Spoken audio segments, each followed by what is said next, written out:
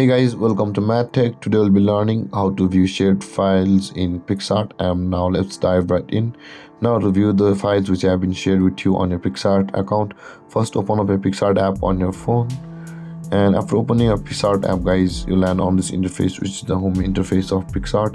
And on this interface, at the bottom of the screen, you can see a bunch of buttons available for us, where there is the plus button at the bottom middle section of the screen, and just beside the plus button there is the folder or the file button available for us at the bottom right corner of the screen.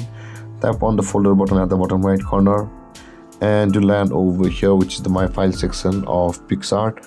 And on this interface at the top left corner, you can see where there says the my files, there is the drop down arrow available for us. Just beside it, tap on the drop down arrow at the top left corner of the screen just beside the my files, and this type of drop down menu will appear, where tap on the share with me option over here, and all of the files which have been shared with you on Picsart will be available over here.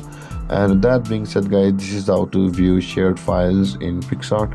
And if you have any confusions or questions regarding your topic, feel free to comment in the comment section below, and don't forget to like, subscribe and hit that bell icon for more videos. Thank you for watching, guys. Peace.